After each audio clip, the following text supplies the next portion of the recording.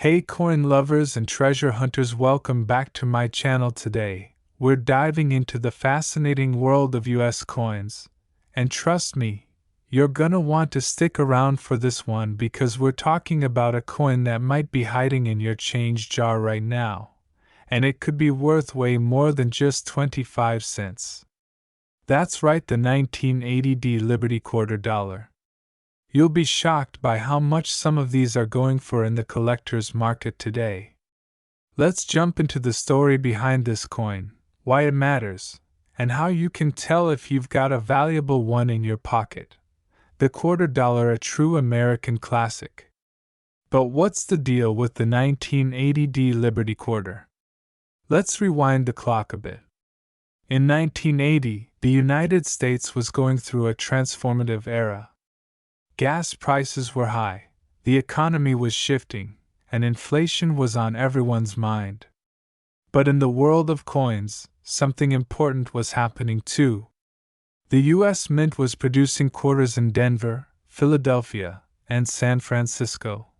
The Denver Mint, marked by a bold D on the coin, produced over 518 million quarters in 1980. That's right, over 500 million. On the surface, it sounds like they'd be pretty common, right? Well, yes and no. The majority were used for everyday transactions and suffered wear and tear. But hidden among them are some gems, rare, high-grade coins, mint errors, and pristine examples that can command big money today. Also, let's clear one thing up. Although we call it the Liberty Quarter, this is technically part of the Washington Quarter series, featuring the profile of George Washington *** on the obverse and the eagle design on the reverse, which was used from 1932 to 1998. The word Liberty sits boldly above Washington's head, and that's where the name Liberty Quarter comes from in the coin world. The 1980 quarter follows the classic Washington quarter design. Let's break it down. Obverse front portrait of George Washington, the word Liberty across the top, the date 1980 at the bottom, and the motto In God We Trust to the left. The D mint mark sits just behind the ribbon in Washington's hair, indicating it was struck in Denver. Reverse back, a proud eagle with wings spread, clutching a bundle of arrows, with olive branches beneath it. The inscriptions, United States of America, and quarter dollar, wrap around the edge. The coin is made of cupronickel, a blend of 75% copper and 25% nickel, layered over a pure copper core. It weighs 5.67 grams and has a diameter of 24.26 mm. Now, here's where things get fun. Not all 1980 quarters are created equal. Some have flaws. Others were preserved so perfectly that they're now worth hundreds or even thousands of dollars to the right collector. Let's talk about the real treasure hunter's favorites, error coins. Error coins are mistakes made during the minting process, and collectors absolutely love them. They're rare, often unique, and highly sought after. So, what kind of errors should you look for in a 1980 quarter? Here are some to keep an eye out for. 1. Off-center strikes. When the coin isn't properly aligned during minting, you might get a quarter with part of the design missing. Depending on how off-center it is, these can sell for $50 to over $200.20. Double die obverse. If you notice a doubling of the date, the word Liberty or In God We Trust, that could be a double die. These are very collectible and can go for $100 plus depending on the severity. 3.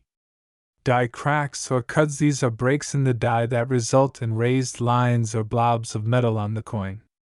They're fairly common but can still command $20 to $100 based on their size and position. 4.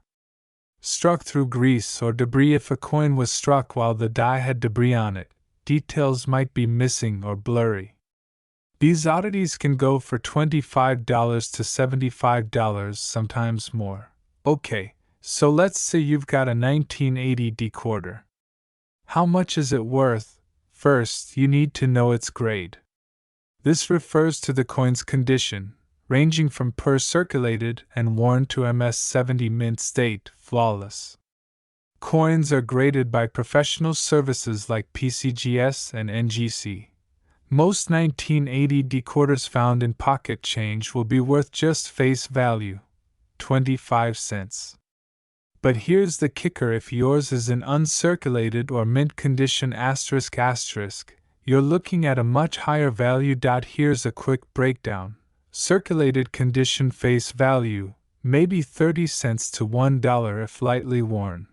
Uncirculated MS60 to MS63 $5 to $20 depending on eye appeal. High mint state MS65 and up, these are the showstoppers. An MS65 coin can sell for $30 to $75. Go even higher to MS67 or MS68, and you could be looking at $500 to $1,500 or more. The highest grades are extremely rare, we're talking less than 1 in 10,000. And if your coin also happens to be an error coin in top grade, that's the jackpot. So what's happening in the market right now in 2025? Coin collecting is booming, especially US coins from the 20th century. Inflation, precious metal investing, and a renewed interest in American history have driven up demand. That means coins like the 1980 decorder are more desirable than ever, especially to collectors looking to complete Washington quarter sets or find high-grade specimens for their collection.